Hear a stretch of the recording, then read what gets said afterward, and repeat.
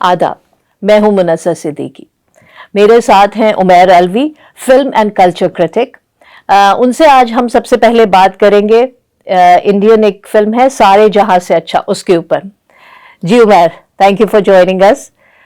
तो क्या है, what is India's fetish with propaganda films? Tell me about that. Netflix पे जो है ये सीरीज बेसिकली ये लास्ट ईयर आई थी 13 अगस्त को। तो उन्होंने टाइम बहुत अच्छा चूज किया था, ठीक है।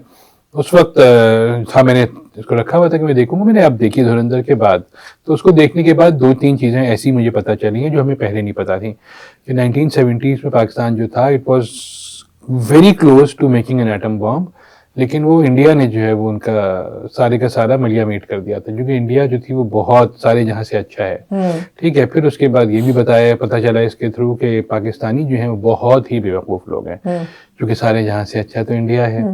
फिर इसी सीरीज में मुझे ये भी पता चला देख के कि रॉ जो है वो बाद में आई है ISI के, लेकिन रॉ इसलिए बेहतर है क्योंकि सारे जहां से अच्छा। मतलब नेक्स्ट लेवल प्रोपेगेंडा है। देखिए CIA से भी आगे है, सारे जहां से अच्छा, कोई नहीं आता बीच में। उन्होंने शुरू में दिखाया कि उनके न्यूक्लियर फिजिसिस्ट को एक जहाज क्रैश में वो मर गए थे, उसको भी उन्होंने लिंक कर दिया CIA से कि CIA ने मरवाया था उनको। तो मतलब क्योंकि सारे जहां से अच्छा, मतलब CIA के पास इतना फारिग टाइम है कि वो इंडियन न्यूक्लियर फिजिसिस्ट को जो है, जो जहाज में जा रहे हैं और और भी बहुत सारे लोग उनको मरवाएगी, क्योंकि सारे जहां से अच्छा इंडिया। तो ये मुझे चीज़ें बहुत सारी पता चली उसको देखने के बाद, और आप भी जब देखेंगे तो आपको भी मज़ा आएगा। खास तौर पे उसलिए मज़ा आएगा, बहुत सारी चीज़ें ऐसी हैं जो 70s 60s में हमें भी नहीं पता थी कि हो सकती है। प्रिंटर से वो प्रिंट आउट निकालने, हमें तो याद है 1990s में हाथ मार मार के झिझी करके प्रिंट आता था, लेकिन वो लिखा है शक करके प्रिंट आ गया। कलर्ड प्रिंटर, कलर्ड नहीं था, शुक्र है, वो इतना गौर नहीं, लेकिन वो प्रिंट फॉरन मैंने देखने की कोशिश की, टू बी वेरी ऑनेस्ट, मुझसे तो नहीं देखी गई।